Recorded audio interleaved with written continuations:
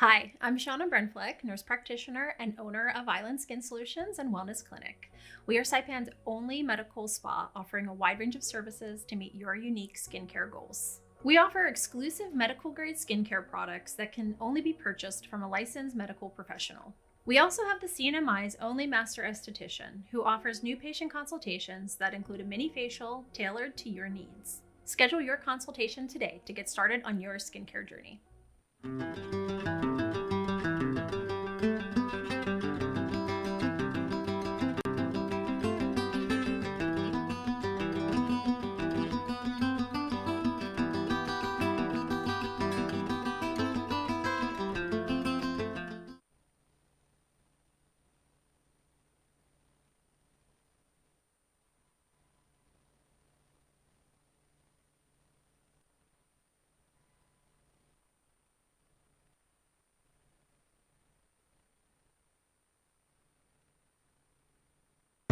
AP News, I'm Ben Thomas. Conservative activist Charlie Kirk fatally shot today at a college event in Utah. Haya Panjwani has the report. The CEO and co-founder of the conservative youth organization Turning Point USA was attending an event at Utah Valley University. President Trump posted on social media urging that we must all pray for Charlie Kirk. Kirk is a prominent supporter of Trump, attending a White House event with the president in March of 2018. What advice would you give to the 25-year-old Donald Trump knowing what you know today? Don't run for president. Videos posted to social media show Kirk speaking into a handheld microphone when a single shot rings out. Kirk can be seen reaching up with his right hand as a large volume of blood gushed from the left side of his neck. I'm Haya Panjwani. A source tells AP a person taken into custody after the shooting is not believed to be the suspect. In Colorado, authorities say 3 teens have been hospitalized in critical condition after a shooting at a suburban Denver high school. It happened around midday in Evergreen. The Jefferson County Sheriff's Office says it's unclear who the shooter was or how many shooters may have been involved. 3 fired FBI officials have sued to get their jobs back, calling their terminations part of a campaign of retribution. NATO jets scrambled today to shoot down Russian drones over Poland. European officials describe it as a deliberate provocation. Israel carried out airstrikes on Yemen. Houthi officials say at least 35 people killed. Meantime, Israeli Prime Minister Benjamin Netanyahu defended yesterday's strikes in Qatar, targeting Hamas leaders. I say to Qatar and all nations who harbor terrorists, you either expel them or you bring them to justice. Because if you don't, we will. In Gaza, the health ministry says the bodies of another 41 people killed by Israeli fire were brought to hospitals in the past day. On Wall Street, the S&P and the Nasdaq inched higher to again close at record highs. The Dow shed 220 points from its record. This is AP News. President Trump dining in tonight at what he's calling his Rose Garden Club. Sagar Magani reports it follows a dinner out. The president's motorcade made a very short trip to an upscale steak and seafood restaurant a block from the executive mansion as he touted the federal effort to make Washington, D.C. safer. Here I am standing out in the middle of the street. I wouldn't have done this 3 months ago. His visit, though, didn't really reflect whether the Capitol's any safer, since the president's always surrounded by heavy security. He dined with Vice President Vance, Pentagon Chief Pete Hegseth, and top diplomat Marco Rubio. Tonight, White House officials say the president will host cabinet members and White House staff at what he's dubbed the Rose Garden Club, with pavement tables and chairs over what used to be the Rose Garden's lawn. Sagar Magani, Washington. The latest at apnews.com. I'm Ben Thomas. Thanks for listening.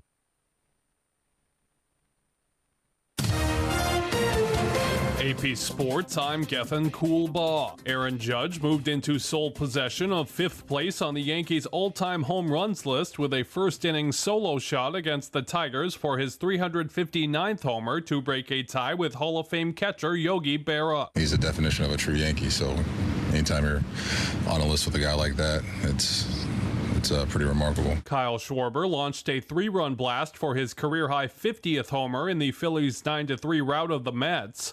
NFL Eagles defensive tackle Jalen Carter has been fined nearly $60,000 for spitting on Cowboys quarterback Dak Prescott in the season opener. The 49ers placed All-Pro tight end George Kittle on injured reserve due to his hamstring injury. And NBA, the Bulls signed guard Josh Giddey to a new contract reportedly worth $100 million over 4 seasons. Gethin Coolbaugh, AP Sports.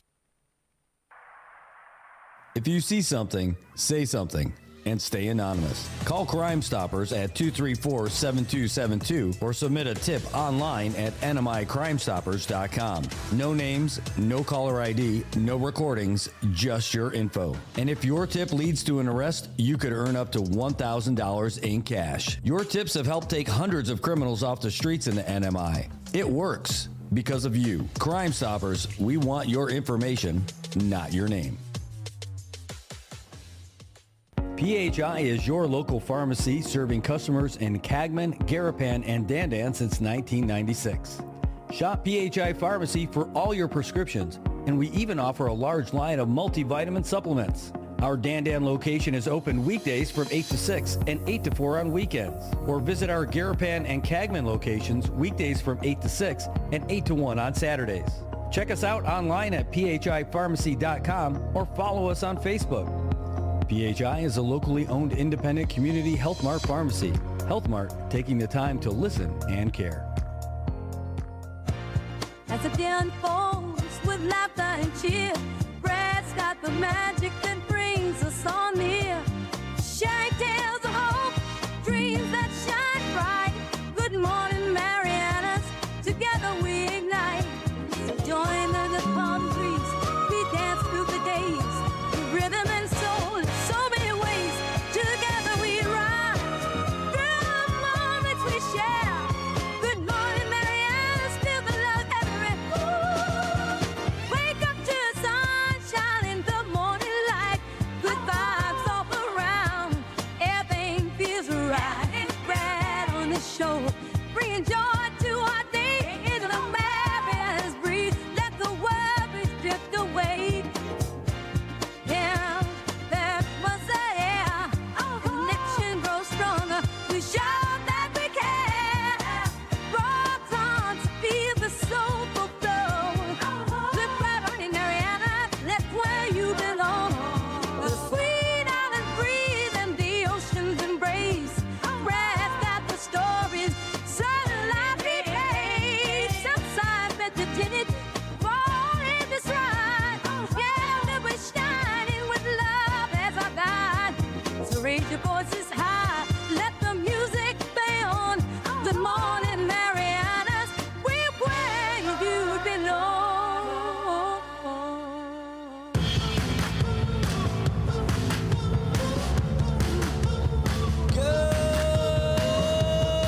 Good morning, Marianas. It is 7:44 in the morning. It is Thursday. You are over the hump. We are past hump day. We are good to go. We are dropping messages. Oh my goodness, that would be great. Hold on. This exciting stuff coming in right now. How about 15 minutes from now? All right, that'll be great. All right, good morning, everybody. Hey, we're going to have a great one today. It is Thursday. It is a beautiful day in Saipan. You can't beat what we've got right now. It is gorgeous, 82 degrees outside, and we're looking at a great one all day long. Partly sunny skies, high near 86, and a very nice breeze. It's going to be even better tonight. It's going to drop down, but not as cold as you want. It's going to get down to about 79 degrees, and there's still going to be a light wind, very calm. And tomorrow, again, it's going to be mostly sunny skies as we head into the weekend. Looks like we should have a beautiful weekend here in Saipan. National Weather Service giving us everything that we need to make sure that we're going to be ready to go for the weekend. As for right now, looking pretty good outside, and if you're trying to get around in Saipan, it's looking pretty good for you too. The traffic is not too shabby out there in the Marianas. Looking pretty good. No, okay, no problem. All right, well, hey, it is, again, 7:46 outside, and we are looking at traffic right now, our first look at it. And you can imagine it's a little bit busy wherever schools are right now. You look over in Champiao, as I take a quick little sneaky yawn. It looks like the folks over there by Hopwood are taking their time getting in and getting out, and it's a little bit slower getting by, but it's not too bad. It's also slow over there by KFC and Taco Bell. No. It's actually slow getting kids over to Mount Carmel. That's what's going on. Although KFC, Taco Bell, they got some good breakfast stuff over there, believe it or not. And that's what's going on there. Out in front of us, though, and MHS is pretty good because MHS doesn't start school till 9 o'clock. So that's not bad at all. But people going south on Beach Road, a little bit slow as they reach the CMG. CMG looking good just about everywhere else. Even over there by the mobile station, it's pretty good right now. Heading up the hill, though, you take a look over at NMC. The light over there is a little bit backed up as people try to make their way through. It's always a little touch and go by Java Joe's over there as well.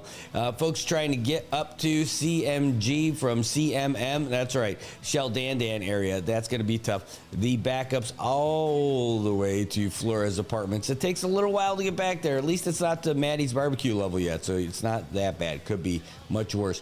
Everything looking good by the home of the Canaries as we score around the back island road right now. Looking mighty fine, even at the shopping district of Capitol Hill.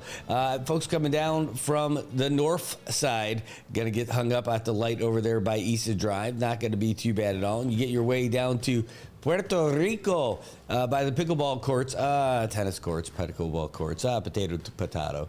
And there right now, they are looking okay. It is not too bad over there. And it does get a little busier when you get to the light over there by JG Sublime Ice and Water.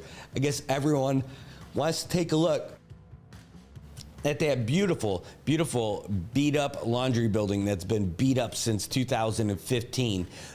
Thank goodness we've got the folks at zoning doing stuff about it, building by building. But, man, I can't wait till they take care of that one. What an eyesore in the Bum Central. The Route 308, we're going to have to start calling that, we're going to rename that Bum Central, because of all the bums that hang out along that street. One of these days, we're going to tackle that conversation for sure. But anyway, let's keep going, though. As you make your way by the museum, there's a traffic light over there. And it is it's holding people up on both directions, but at least that road work is done. And in Gualarai, folks trying to head south are getting hung up at the light as well. And also, you can tell people are slowing down when they go by Paradise Dental Spa. They are like, ooh, look at that nice building. Ooh, I love that sign. That's so nice. But hey, it is definitely slowing down a little bit. Probably a school bus over there. Everything near Quartermaster Road looks pretty good, and that's just not too bad. That's your first look at traffic for this morning. But I tell you what, it could be loads worse.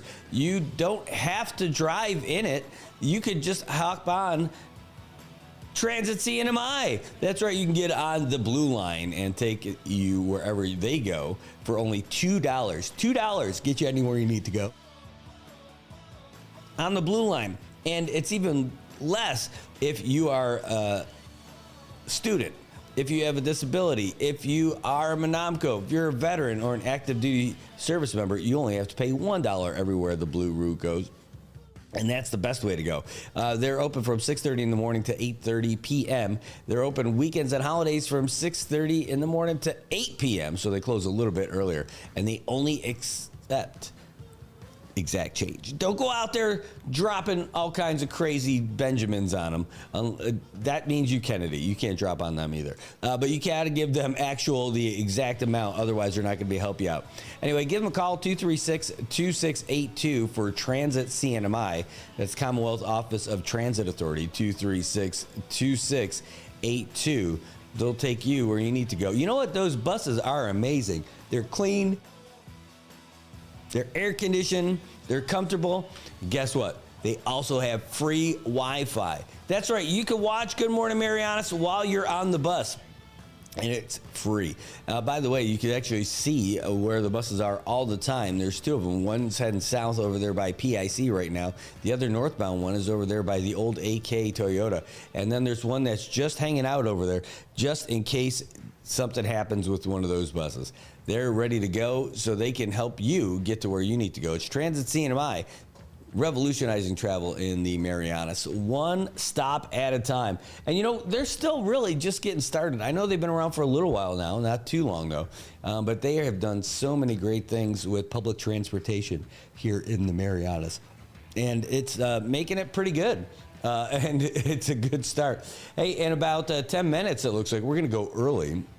We're going to have our Senator Selena Babauta on. Yeah, no problem. We can do a audio call or video call right here on WhatsApp. There you go. She's going to be talking to us about some of the initiatives that she's got going on. And one of those is about getting the CNMI its own National Guard unit. What do you think about that? I think it's going to be interesting. But this is a great topic, and it's one of the ones that we got from you. So that should be amazing to hear what she's got to say about that. I'm excited about it. I'm looking forward to hearing what she's got to say about it. What I'm not excited about is why WhatsApp is so glitchy this morning. Be happy, you little WhatsApp machine. Here we go, though.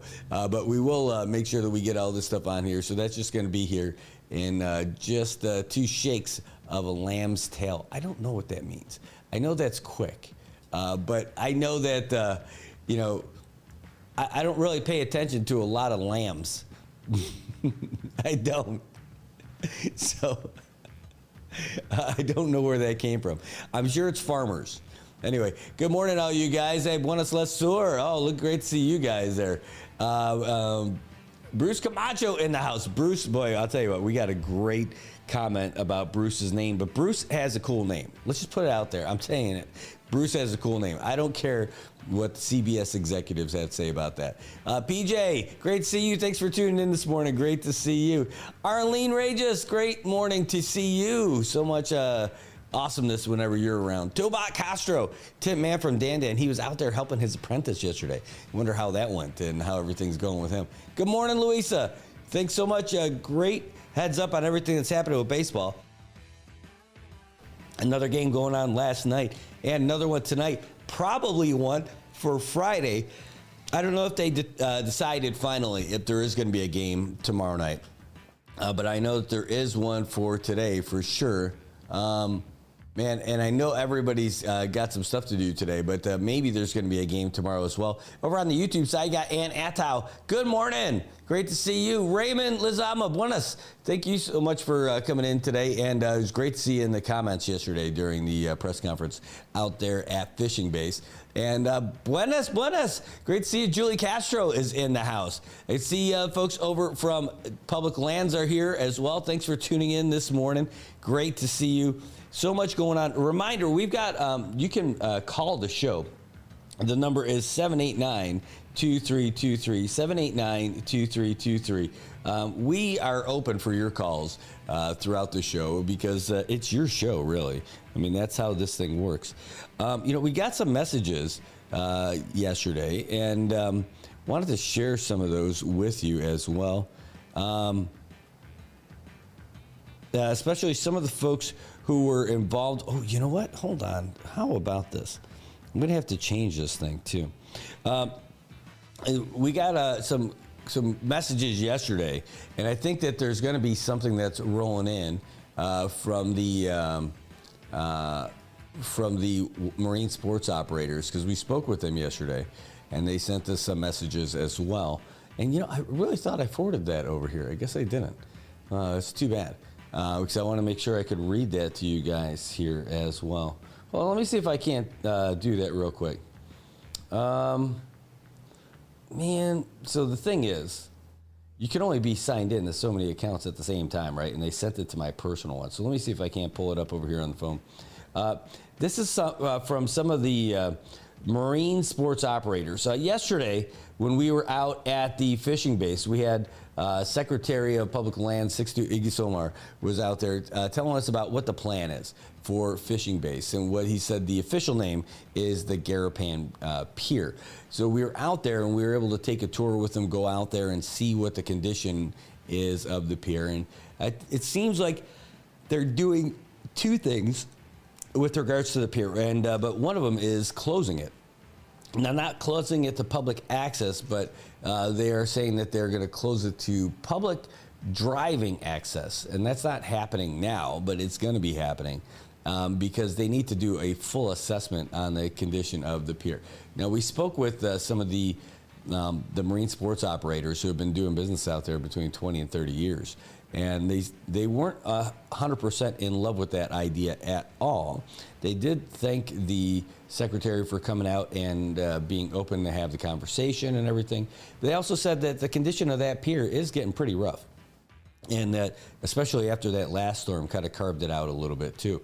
But they don't think safety is an issue right now. They do appreciate that safety could be an issue, but they're saying that the lack of access that they would have to be able to use that facility would hurt them quite a bit.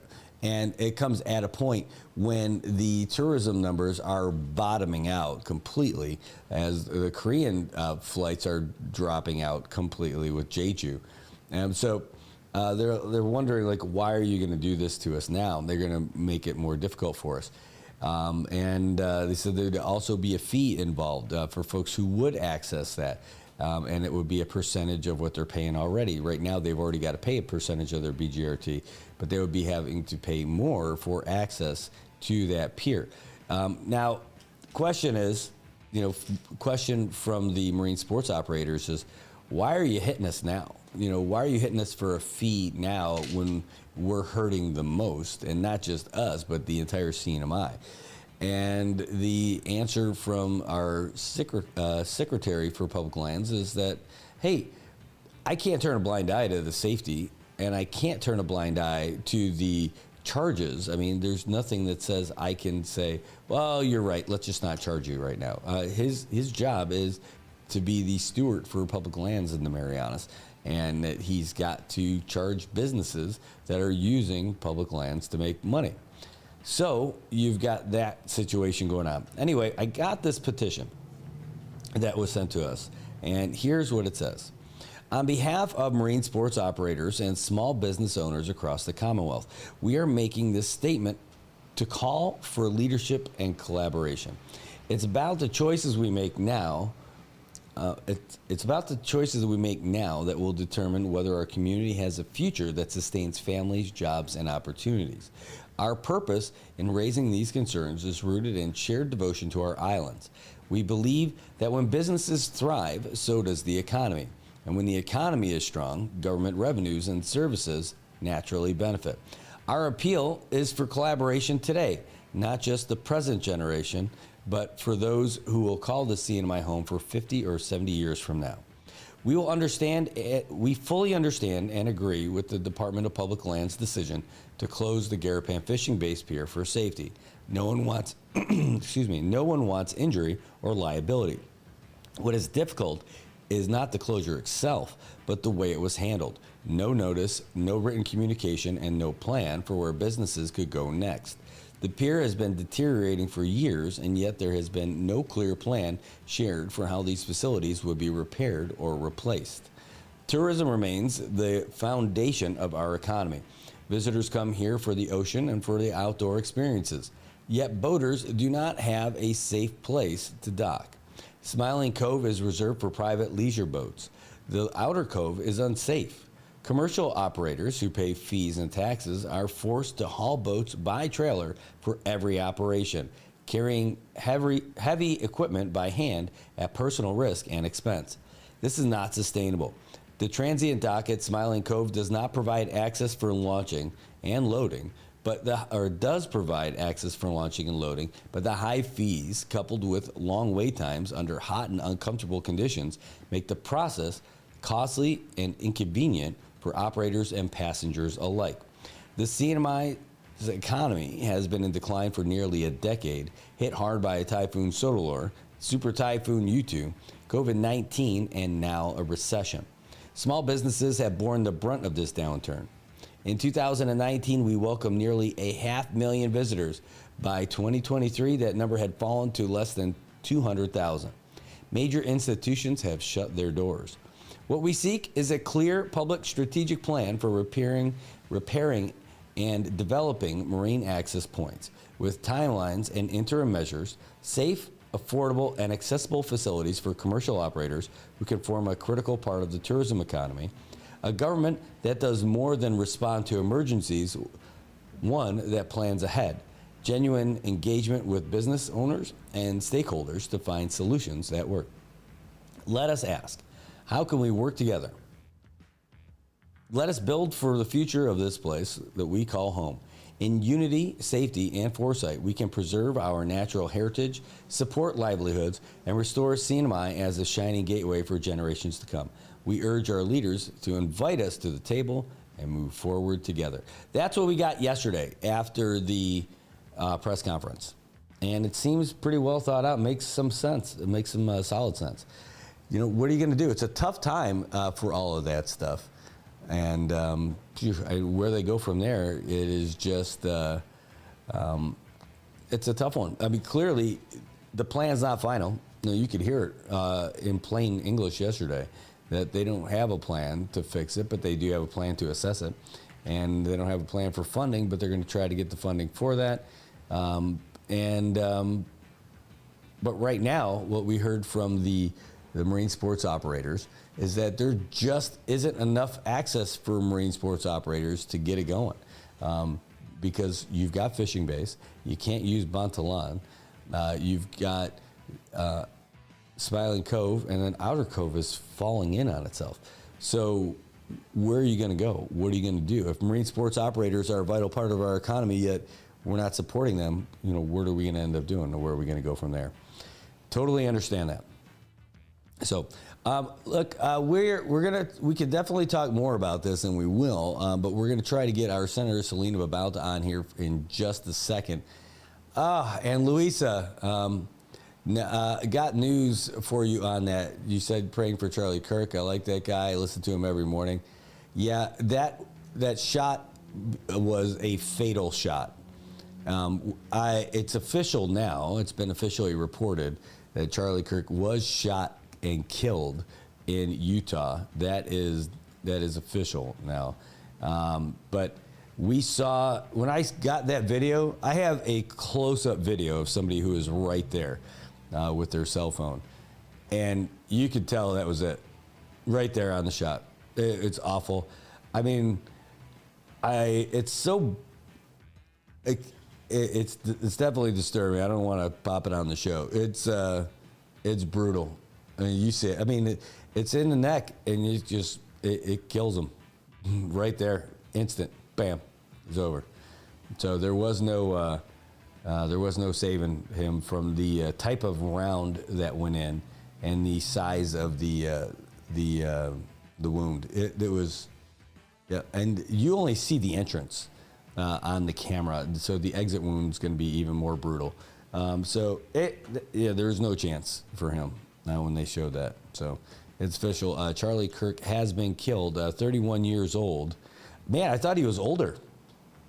31 years old. He was born in 93. Can you believe that? That just does not sound right.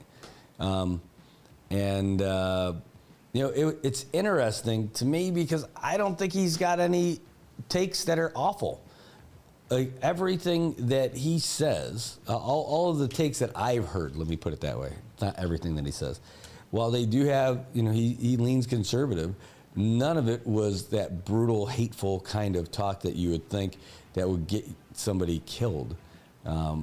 Certainly, I didn't think that at all. He's that prove me wrong guy. When you see the guy sitting at the table in those memes, no, I mean, I don't think he had, the takes that I heard from him didn't seem extreme at all. They seemed right down the middle. Kind of what we were talking about, like a lot of the conversations we've had, where, we don't really subscribe to one party or another. It's more about the people and whatever the message is. And it's really about just be normal. The people who are too far left and too far right, they are, they're the ones who I think causing the most problems for the country, the people who are at the extremes. This guy didn't seem like he was there. He seemed like he was a pretty down the middle, normal kind of person, what's normal? Well, normal's not freak. He's not a freak, and he wasn't hateful in the stuff that he delivered. I mean, and there's a fine line there, not with him, but I get that. There's a fine line between some people who are waiting for a more conservative message to come along so they can slip in some of their and it's time to get rid of those folks. I mean, just because they don't look like us, right? But I mean, the guy was not one of those guys. It's like talking about the crime in inner cities, right? If you talk about the crime in the inner cities in the mainland, and people get upset about it, they could call you a racist. You don't have to say that it's because of people. Here's what I can tell you: the color of your skin does not make you a criminal, right? It's not. But the culture that you live in can definitely contribute to you living a bad life, right? And there are some really bad cultures in the inner cities that promote that kind of lifestyle, and that stuff needs to get eliminated. Now, that's not a racial thing. It doesn't matter. It doesn't matter what color you are or what ethnicity you are. If you get into that kind of a culture, it's not a healthy culture, right? But this guy, like you said, JJ, this guy, he didn't cuss during his arguments or anything, and he was trying to have a conversation, a regular conversation, and not everybody liked it, but that's it. I mean, people don't not everyone's going to like what we have to say here too, but what are you going to do? It's shocking to see that. Now, they've showed some videos of some old guy getting carried away. I've also heard a couple of reports that said, yeah, but that's not the actual guy who was the shooter. So we're going to find out pretty soon who that is. Yeah, it is, Carmen, you're right. It is scary, right? You see something like that. But, some of those people, the extremists on both sides, they're freaks, I'm telling you. You got people who paint their face up like the guy from QAnon, and then you got people who get all crazy on the other side too. And do you want specific examples so you can find a way if it offends you? I can tell you because it probably will at some point. But you've got them everywhere, and that's it. All right, we're going to try and give our senator. Yeah, I know. I'm sorry, I'm looking at you guys in the comments. I totally get it, Tobot. Totally get it, Louisa. I'm totally there with you. Oh, man. All right, well, we're going to try and make a phone call to our good Senator, Selena Babauta. That's who we are trying to get right now. So just one sec. We're going to find out Brad. Oh, right. There she is. This is our Senator Selena Babauta from Saipan. But she's not in Saipan right now. She's traveling the world. One country. No. And good morning. Well, it's good morning for us. It is, I think, just turned an afternoon for you.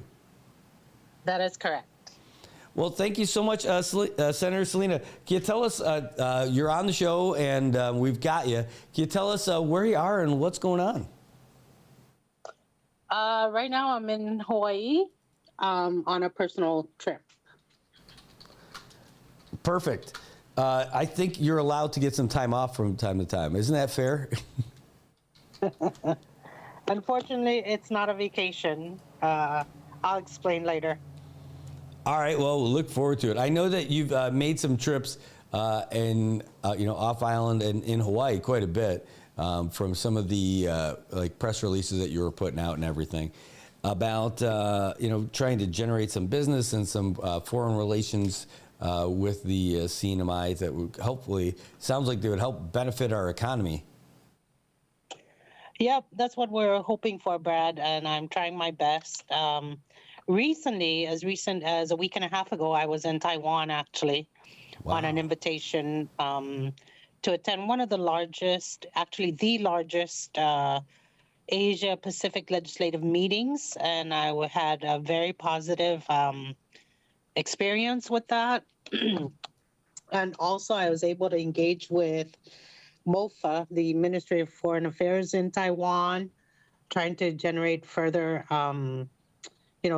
develop a stronger relationship with Taiwan. I'm trying to forge that bond with Taiwan or any of our allies that I was also able to engage with Palau, the delegation from Palau, Marshall Islands, while I was in Taiwan. I was also invited to a private meeting with one of their legislative members, one of the most influential legislative members in Taiwan, Representative Huan Zhen, who represents one of the largest tribes of Taiwan who are represented in their legislature or parliament, as you would.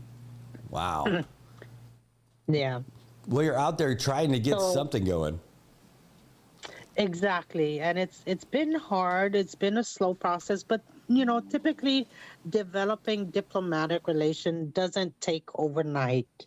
There has to be a level of trust among both sides of the partnership, and that is what I'm trying to develop with Taiwan over the past year. I will say that legislative member Huang Zhen will be traveling to Guam and bringing investors there. And I had heard about it, so I decided to ask him for a private audience. And he was gracious enough to meet with me for about 30 minutes in his office, where I extended an invitation for him to, also come visit Saipan or Sinamai while on his trip to Guam. And he immediately called his assistant to start looking at his schedule. So I'm hoping something positive comes out of that meeting with him. Well, we are too, for sure. And I know that wasn't going to be the main thing that we were talking about a little bit, but this is just some extra bonus stuff that we were able to get from you because it's a great opportunity to get you on the phone and let everybody know some of the great stuff that you're doing for the community out there, on their behalf while you're out there traveling. Thank you, Brad. Well, thank you. So we've got some of the stuff that we're talking about is, we reached out because one of our viewers was interested in particular with some of the stuff that you ended up reaching out about recently about a National Guard unit for the CNMI. Now, we've got folks here who are in the National Guard already, but it's kind of an interesting situation, right? It's not, we're not in control of our own National Guard unit. That is correct, because under the covenant with the United States, they're in charge of our national or our security, and that applies to all of the Blue Continent as well, Micronesia. Right. So we are not in a unique situation wherein the United States is responsible for our security. It applies to all of Micronesia and the Blue Continent, really. So you wrote a letter. Now this is going back a few weeks. You wrote a letter to the chief of the National Guard Bureau, General Stephen Nordhaus, and yes. Can you tell us a little bit about that? Well, I rack my brains every day trying to create jobs for our people in the CNMI, and military is one of the easiest that I can relate to because, as you know, as everybody knows, I've lived that life.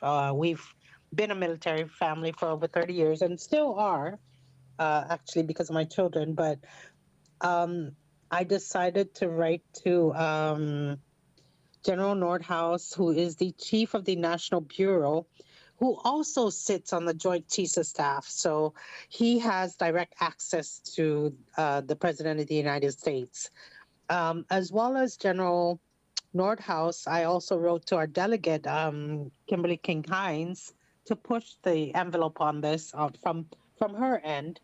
I decided to take that avenue because rightfully so, she represents us in Washington, D.C. I have not heard back from the general yet, but I don't anticipate an immediate response, knowing how busy their schedules are. Mm-hmm.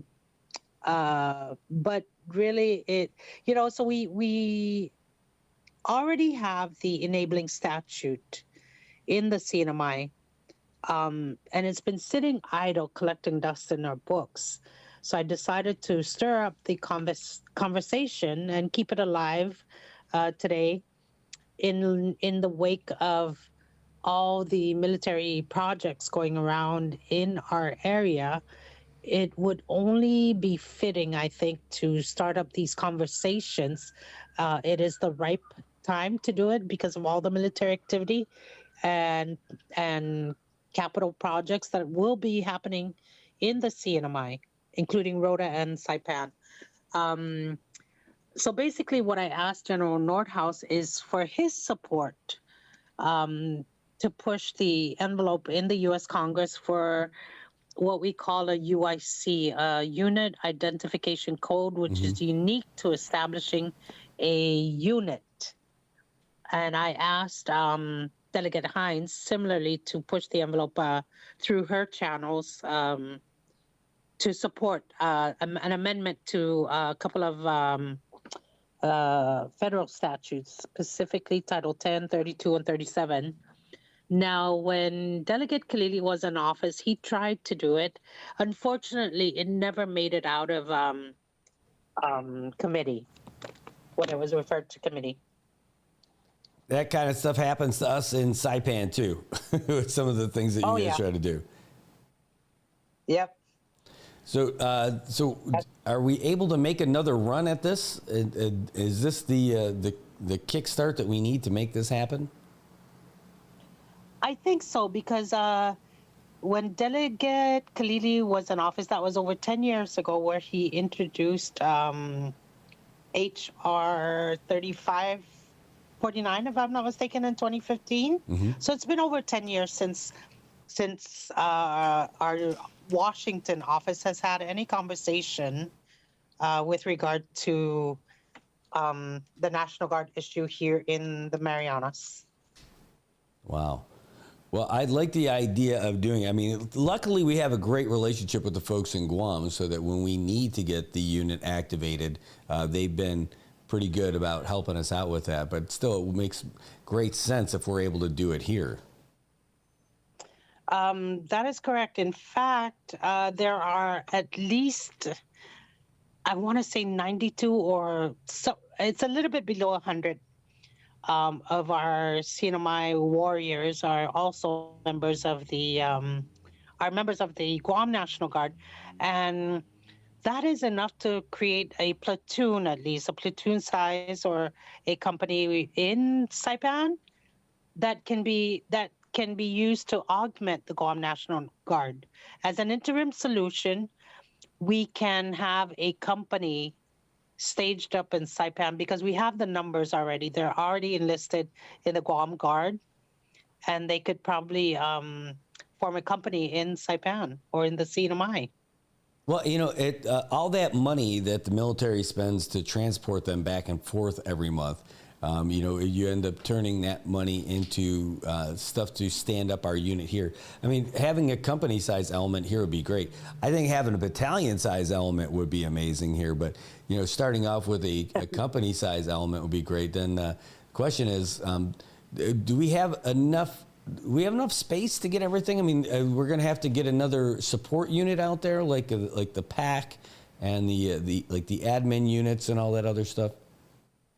That is correct, HHC company. So I was asking for a multi-tasked, multifaceted unit that can be activated for civil disasters, as well as augment the Guam National Guard if need be. If we can't get our own National Guard unit established, then at least a company to augment the Guam Guard. But definitely a multifaceted unit is what I was thinking of. And I do believe we have the property. I already had one in mind that can, and it's sitting idle right now as we speak, when it's just deteriorating, and we could easily lease that out to the military, and it generates revenue for the government, a long-term revenue source for the government once the military is involved. but it takes our leaders' cooperation. I can't do this alone. It takes everybody's cooperation to come together to the table and address their concerns, although I don't see anything that is, that would negatively impact our government per se. One of the issues when I was working with the military here, we had an office down at the at the Reserve Center, and they had mentioned that they're unable to really expand over there because of the low elevation, because it's like an inundation zone, like a flood zone. So that if they were to do something else or expand, they'd have to find another place outside of where they are right now. Yes, that is correct. And there are many properties throughout the CNMI, Brad, in order to improve the economies of the other municipalities. We're building the Divert Airfield in Tinian. That's a potential location. There is government property sitting idle in Rhoda that could be leased to the military. And there's also idle properties in Saipan, that the military can have a pick on. Oh yeah, and especially if it's going to help, if there's going to be a lot of income coming into the to the CNMI government. I know this is probably not the area you were thinking of, but the first thing I thought come to mind of like a place where they would directly be able to help for disasters and for and be out of a flood zone in a disaster area. You got that area up by CPA. By where they do a lot of the bed down stuff, when we have these things, there's all that. It's all Tongan that hugs the road. You just you level that up, and that could be plenty of real estate for them. And hopefully, that would be some money that would be going directly to the airport to help sustain operations for the CPA. That's one option, definitely. Are you talking about where the old football field area is? Oh, the no. Southern. I'm thinking about south. You mean Obson area? But like by Gate 1, where that fence is, and you've got the where Gate 1 is, and right outside of the fence. Area. Yeah. Right outside of that fence, you've still got all that paved area where it looks like they test stripe some of the paints, but it's all grown over. And if you take that all the way out to the road, and you probably have to do a retaining wall closer to the road for it to maintain that elevation. Mm-hmm. But there's a bunch of space over there where they could still do their motor pool. And in the event that there is some sort of a emergency like they had before, you're already at the airport for a command center for folks who are going to be coming in. Sure, that makes very logical sense, right? To put it near the airport, since we were able to bring in C-130s to, bring disaster relief supplies to Rhoda at the last typhoon we had there, major typhoon. Yeah, certainly. Like I said, there's a, where there are depressions in our economy, I see opportunities to develop it, and I'm trying to do that the best way I can. That's great. By the way, so we got some folks who are watching, and they've got some comments for you, and Juan Nundan's one of them. And he's like, hey, can you ask her what she thinks about pausing lawmaking duties and giving 100% to finding investors until we get back on our feet? I think we can strike a balance. I've long advocated, that some legislative members should be working on this rather than everybody focus on, and that's why I'm not focused on tourism, developing or fixing tourism per se, because everybody else is doing that. So I'm going off on a limb here, trying to develop our CNMI bond with Taiwan, or trying to forge one. I've like I said, engaged with Palau and Marshall Islands when I was in Taiwan recently. And I specifically mentioned that I'm willing to sit down with them and work on a trade partnership with them. We can certainly learn from each other because we have different challenges and different resources. And I would like to see a Micronesia that we can lean on each and every one of our island nations can lean on each other to help and share best practices on the environment, on aquaculture, because we can't do this alone, as a CNMI. There are other experts out there, and maybe we can share some of the things we've, lessons learned we've experienced with other island nations.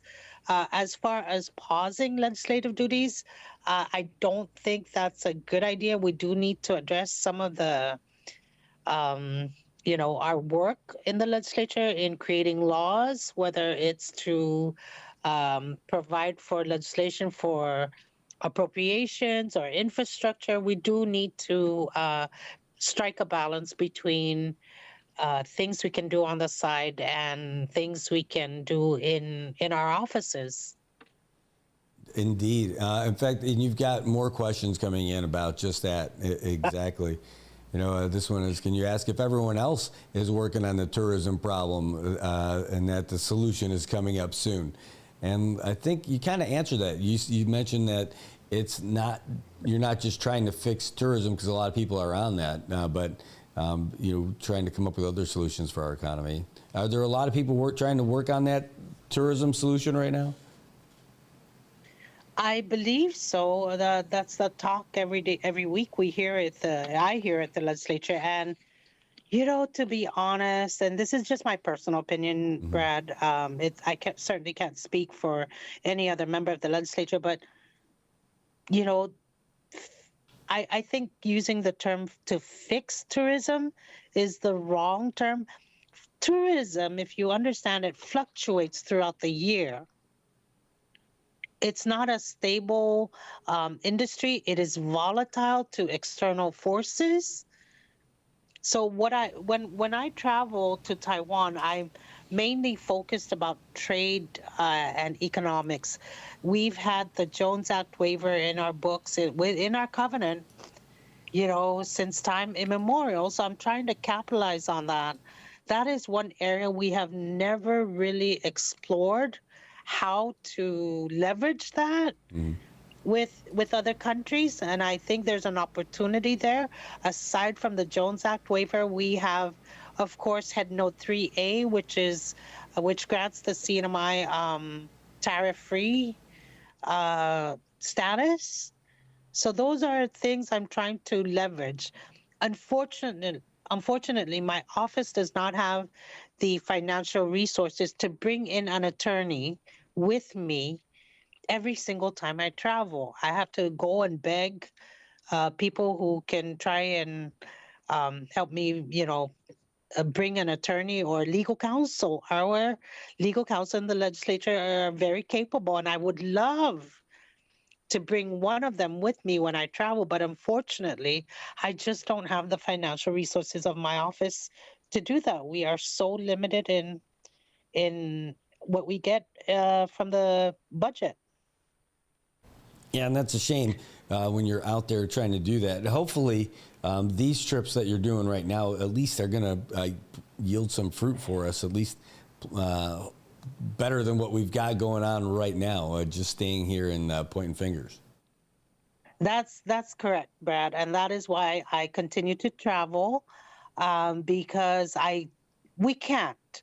It's just not going to happen if we sit and wait and twiddle our thumbs waiting for investments to come.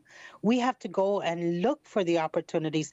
In fact, after my recent meeting in Taiwan, I understand that CEDA is in Taiwan right now. They're working on what is it called? It's not a conference. It's a trade show of sorts, where there are over 100,000 participants or 4,000 participants. So hopefully they'll bring something there.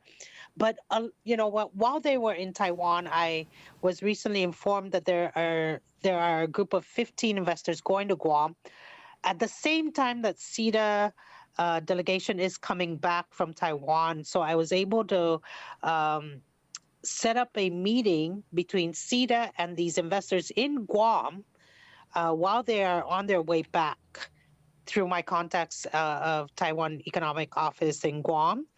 and they will be having a meeting in Guam with 15 large companies from Taiwan, and these are the presidents and the CEOs of these companies that are arriving in Guam. So I'm hoping that CETA, is able to convince, a few of them to come and take a look at the CNMI as well. Yeah, hopefully it's a hop, skip, and a jump from Guam to here. So hopefully we can get them to come over and take a look at everything that we've got going on as well. Senator, when are you going to be making your way back toward our way? Sometime this month, yes. I will be heading back to Saipan sometime maybe the end of this month. All right. Well, at least you're out there. You are farming abroad to try to get us some economic solution to what we've got going on right now. And it certainly isn't great. I mean, there's a lot more questions coming in. Like even the most dire just came in and says, how long do you think we can survive this economic downturn? It'll be difficult. And I'm foreseeing the next fiscal year as being even more difficult, and in my letter to the National Guard, I'm just thinking of job creation for our people, really, rather than being heavily reliant on the CNMI government. It's not a stable source of a job these days.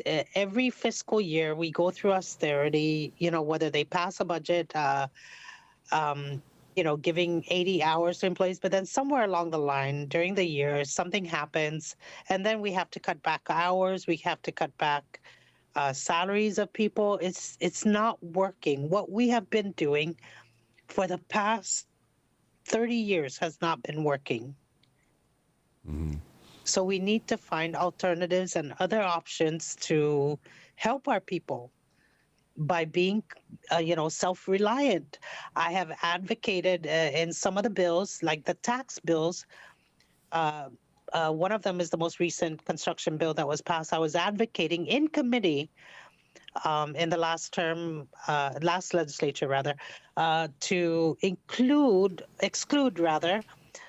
let's say apartment units that are 8 to 10 units and below from this construction tax, so that our people have the opportunity to go and loan at banks to build their own apartments and become entrepreneurs and make their own income rather than rely on the government. But unfortunately, it was shot down in committee. So I'm advocating, but and these are things that people don't know that we advocate for, or that I advocate for, but it's just not being heard out there. But I do try to think of our people and how they can be self-sufficient, really. Well, we appreciate it, and appreciate all the work that you're doing while you're out there.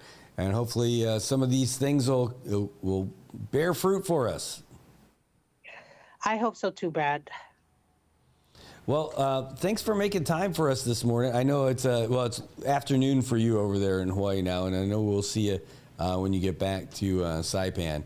And man, you're seeing. Oh, by the way, I know you're still paying attention to everything that's happening here with the Senate while in your absence. Yesterday was a big deal with PSS coming in and asking for some funding relief in the form of that loan from MPLT, and they would get a big piece of that. Do you have any thoughts about that? I mean, you weren't able to be there for it. I didn't watch, to be honest, I didn't watch the Senate hearing, but I do know that when the late Governor Arnold Palacios submitted his budget of $179 million, he did allocate $40 million for PSS. And I agree with that. I have always been a staunch supporter of education, including higher education. I authored a local bill in SNILE to give NMC $1 million. I have brought the Cortec Foundation scholarship to the CNMI the first time ever in their 20 years of existence, and that is still going on, I believe. So I am a staunch supporter of education because I truly believe that it is the foundation and the future of every economy. And I will advocate for the 40 million for PSS. And I think the legislature should, consider that. We are doing a disservice to our students when we don't give them the resources to excel. We continue to say we are for education, but our actions don't mirror that. Yeah, that makes sense. We were listening to some of the comments from Senator Manny Castro yesterday, too, and he talked about the history of Korea and how that they were relatively poor. And what they ended up doing was a rededication to the education of their population. And now they're, of course, they're well beyond, they're a first world successful financial country and making a killing and having great relationships with folks all over. And he was wondering if maybe we just need to do the same thing. And then he's also pretty data driven. He said that a few times about how, are we doing the right thing with the money that we're getting? Are our numbers going the right way? And are we spending the right money in the right spots? So I don't envy you guys. That's why we vote for you guys to be up there and taking care of this stuff. So look forward, though, to seeing you back in action now when you get back to Saipan. Okay, thank you. Thank you, Brandon. Take care, everybody. All right, take care. That is our Senator Selena Babalta. She represents everybody, really, but from the island of Saipan, one of the three senators that we've got, and we're thankful that she was able to join us today. So thanks so much for joining us on the show today. Thank you. Goodbye. All right, goodbye. All right. Folks, well, we are moving on. We're going to take a real quick break to shake it up a little bit. We come back, we're going to have some more about everything that's happening. There's tons of stuff happening right now. Be right back.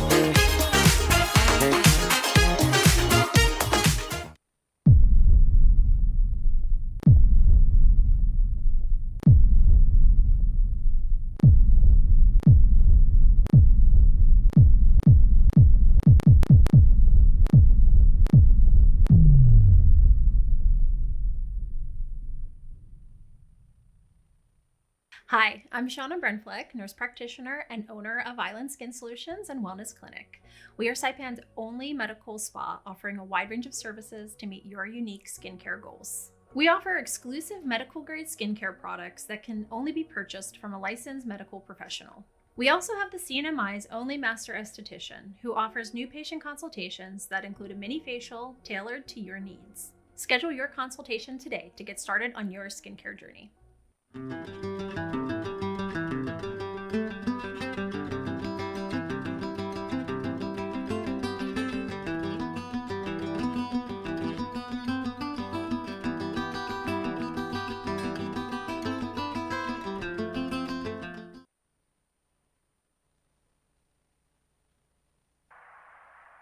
If you see something, say something.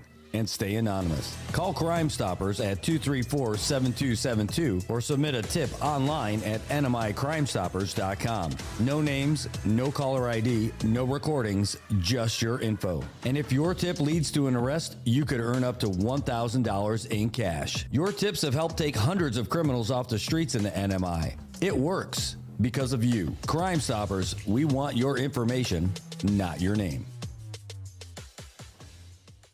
PHI is your local pharmacy serving customers in Cagman, Garapan, and Dandan since 1996. Shop PHI Pharmacy for all your prescriptions, and we even offer a large line of multivitamin supplements. Our Dandan location is open weekdays from 8 to 6 and 8 to 4 on weekends. Or visit our Garapan and Cagman locations weekdays from 8 to 6 and 8 to 1 on Saturdays. Check us out online at phipharmacy.com or follow us on Facebook. PHI is a locally owned independent community Health Mart pharmacy. Health Mart, taking the time to listen and care. AP News, I'm Ben Thomas.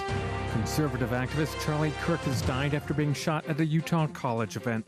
Hi, Pajwani has our report. 31-year-old Kirk was shot in the neck while speaking at a debate hosted by his nonprofit political organization, Turning Point USA. Kirk became one of the nation's most recognizable conservatives, an essential part of President Donald Trump's operation. Kirk spoke at the Republican National Convention in August 2020. This election is a decision between preserving America as we know it and eliminating everything that we love. To hold down the good, decent middle-class patriots striving to build a family and pursue a decent life. Kirk was regularly present on cable TV. He leaned into the culture wars and highly praised Trump. In return, Trump spoke at Turning Point USA conferences. They want to be too big to rig. You know, there gets to be a point where they can't rig it, so we have an expression, Charlie and I were just talking, it's called too big to rig. The nonprofit organization advocates for conservative politics on high school and college campuses. I'm Haya Panjwani. In Colorado, a shooting at a high school about 30 miles west of Denver has left 3 teens in critical condition. The Jefferson County Sheriff's Office says it's unclear who the shooter was or how many. Multiple Russian drones crossed into Poland today in what European officials describe as a deliberate provocation that caused NATO to send fighter jets to shoot them down, European Commission President Ursula von der Leyen. Just today we have seen a reckless and unprecedented violation of Poland and Europe's airspace by more than 10 Russian Shahid drones. Europe stands in full solidarity with Poland. Yemen's Houthi rebels say Israeli airstrikes killed at least 35 people today. Most were in the capital, where a military headquarters and a fuel station were among the sites hit. It follows Israel's strikes in Qatar yesterday that targeted Hamas leaders. The Gaza Health Ministry says another 41 people killed there today. This is AP News.